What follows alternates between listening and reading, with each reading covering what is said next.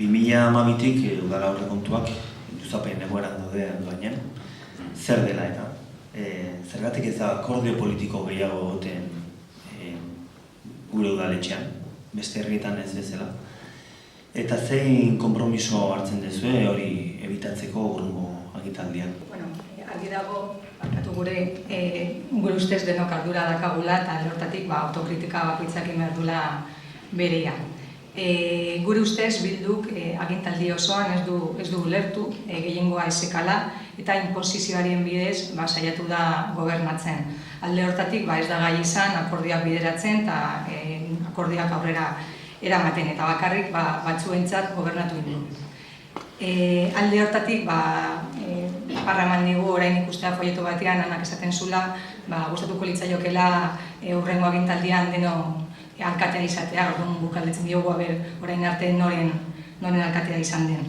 Ekonomiko alorrean esan genezake batez ere, dakizuenez aurrekontuak 2012tik datoz, prolongatuak, gauza bera gertatu da tasekin eta inpostuekin, EAJ eta Bildu beti egon dira ados eta babesa lortu dute inpostuak eta tasak igotzeko eta alde hortatik ekonomikoki esan genezake gauza bera dela EAJ eta Bildu buskatzea behintzat agintaldi hontan.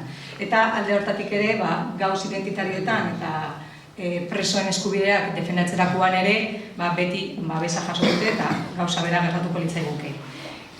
Berriz, gai sozialetan, zerbitzu publikoak defendatzerakoan, pentsioak, hondakinak edo langabetuen defentsatzerakoan, bai guk aurkeztutako mozioak, bai Bildu aurkeztutako mozioak beti ados egon geha eta gure gaiak edo gure aukerak beti izango dugu eta azken finean guretzat Andoaindarrok dira helburu eta alde hortatik beti aurkituko gaituzte bai leku batean, bai bestean. Hurrengo agintaldirako, esatia guretzat ez dela importanteena norekin paktatuko dugu, baizik eta zertarako. Zer bilatu nahi dugu, ze ekintzak aurrera eraman nahi ditugu eta horretarako saiatuko gara hoberarekin akordioa bilatzen. Eskerrik asko. Bai, egia da eta tamalez akordiorik gabeko legealdia izan da guain amaitzear dagoena. Gutxiengo batekin gobernuan sartzen zarenean, horrek eskatzen dizu negoziaketako ahalmen bat eta akordiotara iristeko ahalmen bat. Ahalmen hori Bilduk ezker abertzaleak ez du erakutsi. 2012an aurrekontuak ahalbidetu genituen eta bertan ekarpen batzuk txertatuak izan ziren. Ekarpen horietatik gaur egun esan dezakegu ez da bakar bat ere, ez da aurrea eraman. Eta ez da hori larriena. Larriena da, asmorik ere ez dezutela azaldu bakar bat ere aurrea emateko. Horrekin ze sortzen da, mesfidantza, bien arteko mesfidantza. Eta mesfidantza horrekin akordiotara iristea oso zaila da. Plenoetara gure gaiak eman ditugunean irisgarritasuna, ibaien karpiketa, argiteria, bosgarren edukinontzia, beti esan dezute partidistak ginela. Baina konturatu etzadetena da, horiek direla benetako herritarren kezkak. Eta horiek direla herritarren benetako gaiak. Erantzuna ematea eskatzen duten gaiak. Baina, haratago jungo naiz. Oaindala urte dapiko, EAJak beste proposamen bat luzatu zion, EH Bilduri, Andoaingo garapenerako proposamen global bat. Proposamen horretan, ahalbidetzen zen, urtero, zeretzan epe motzeko proposamena, baizik eta epe luzeako, urtero aurrekontuak izatea. Inbertsioak egin ahal izatea, gastu korrentea murriztea. Eta EH Bilduk zer egin du, epe motzeko neurriak ateratzen saiatu da, baina epe luzerako neurriak hartu behar izan ditunean, orduan atzera egin du. Koldat jokatu du eta ez ditu onartu. Orduan, gure iritziz, ausarta izan behar da, politika egiterakoan ausarta izan behar da, eta batzuetan neurri batzuk hartu behar dira